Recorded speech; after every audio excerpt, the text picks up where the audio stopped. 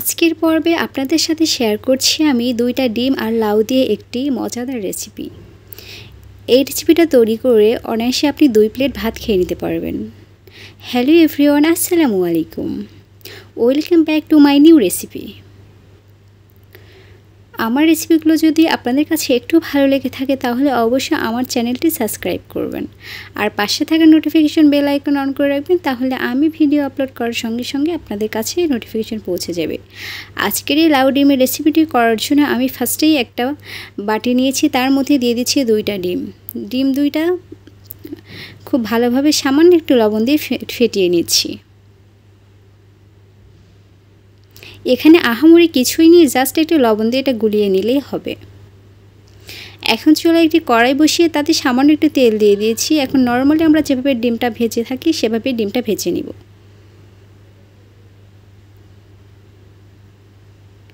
এই ডিমটা ভাজার সময় একটা জিনিস খেয়াল রাখবেন, ডিমটা কিন্তু গোল করে ভাজা যাবে না, এটা লম্বাটে করে ভাজতে হবে, বা এটাকে বলতে পারেন এটা ফোল্ড করে নিতে হবে। আমি এই ডিমটা একটু ভেজে নিয়ে তারপরে এক পাশ থেকে ফোল্ড করে নিব।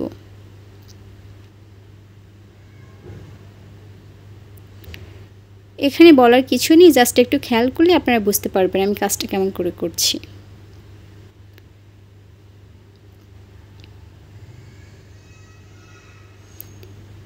এবার 1 মিনিটের মতো এই ডিমটা আমি ভেজে নেব। এপাশ ওপাশ উল্টিয়ে ভেজে তারপরে ছোট ছোট টুকরো করে কেটে নিচ্ছি।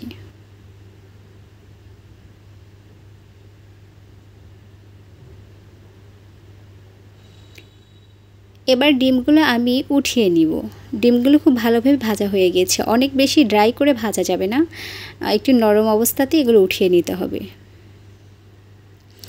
ডিমগুলো উঠিয়ে নিয়েছি। এখন এই তেলের মধ্যে আমি দিয়ে দিলাম পেঁয়াজ এবং কাঁচামরিচ কুচি করে কাটা। আমি এখানে 2টা পেঁয়াজ আর 6 থেকে 7টা কাঁচামরিচ ব্যবহার করেছি, আপনারা আপনার পছন্দ অনুযায়ী ঝালটা ব্যবহার করতে পারেন। আমি আরও এখানে কিন্তু গুঁড়ো মরিচ অ্যাড করব, এই জন্য কাঁচামরিচের পরিমাণটা একটু কম দিয়েছি। এখন এর মধ্যে আমি অ্যাড করে দিলাম আধা চা চামচ হচ্ছে ধনিয়ার গুঁড়ো, আধা চা চামচ দিয়ে দিলাম গরম মশলার গুঁড়ো। এখন আমি দিয়ে দিচ্ছি হচ্ছে আধা চামচ পরিমাণ হচ্ছে দিয়ে দিলাম হলুদ গুঁড়ো, ধনিয়ার গুঁড়ো আর হচ্ছে লাল মরিচের গুঁড়ো।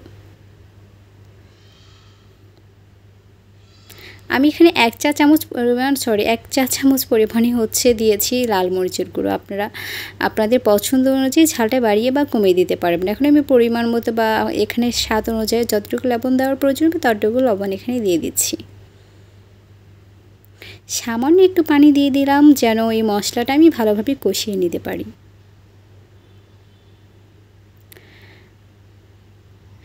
যেহেতু আমি আর কোনো তেল এখানে ইউজ করিনি, অর্থাৎ এই পেঁয়াজগুলো ভাজার সময়, এই জন্য সামান্য একটু তেল কিন্তু এখানে আমি পরে অ্যাড করে দিব। তার আগে আমি এখানে অ্যাড করে দিলাম 1 চা চামচ পরিমাণ হচ্ছে রসুন বাটা, আর দিয়ে দিব হচ্ছে আধা চা চামচ পরিমাণ আদা বাটা।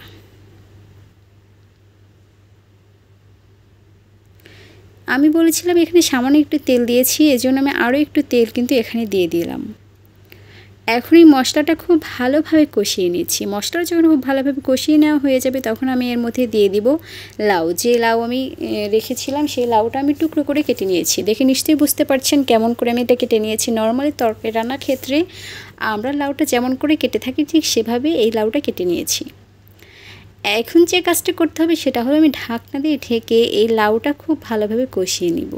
এখানে পানি দেওয়ার কোনো প্রয়োজন নেই, এমনি থেকে লাউ থেকে অনেকটা পানি বের হয়ে গিয়েছে। দেখে নিশ্চয়ই বুঝতে পারছেন লাউগুলো কিন্তু খুব ভালোভাবে সিদ্ধ হয়ে গিয়েছে। আরও 2 থেকে 3 মিনিট মতো আমি লাউটা কষিয়ে নিচ্ছি, তাহলে লাউ থেকে বের হওয়া যে এক্সট্রা পানিটা আছে সেটা শুকিয়ে যাবে। মোটামুটি পানিটা শুকিয়ে গিয়েছে। এখন আমি এর মধ্যে অ্যাড করে দিব সুরার জন্য পানি। আমি এখানে যে পরিমাণে ঝোল রাখবো বা সুরা রাখবো সেই আন্দাজে আমি এখানে পানি অ্যাড করে দিব। খুব বেশি পানি অ্যাড করার দরকার নেই। আমি নর্মালি যেভাবে তরকারি বা ঝোল তরকারি রান্না করি সেই পরিমাণ অনুযায়ী এখানে পানি দিয়ে দিচ্ছি। আপনারা আপনাদের পছন্দ অনুযায়ী পানিটা দেখে বাড়িয়ে বা কমিয়ে দিতে পারবেন। আমি এখানে 1.5 কাপের মতো পানি ব্যবহার করেছি।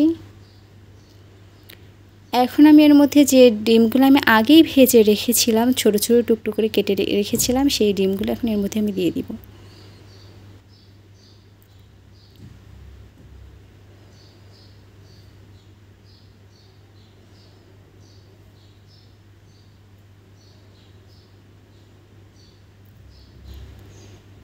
আজকে এই রেসিপিটা ফলো করে একবার হলেও বাসায় ট্রাই করবেন, আশা করছি অনেক বেশি ভালো লাগবে। এখন আমি ঢাকনা দিয়ে থেকে এটা রান্না করব একদম রান্না কমপ্লিট হওয়া পর্যন্ত। এর মধ্যে কিন্তু ঢাকনাটা কোনোভাবেই খোলা যাবে না। ঘুরে ধরে আপনার 7 মিনিট এটা রান্না করলে ব্যাস রান্নাটা কিন্তু কমপ্লিট হয়ে যাবে।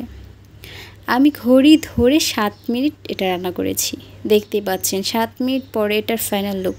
মাশাআল্লাহ, দেখতে কিন্তু অনেক বেশি কালারফুল অ্যান্ড এটা খেতেও বেশি ইয়াম্মি হয়েছিল।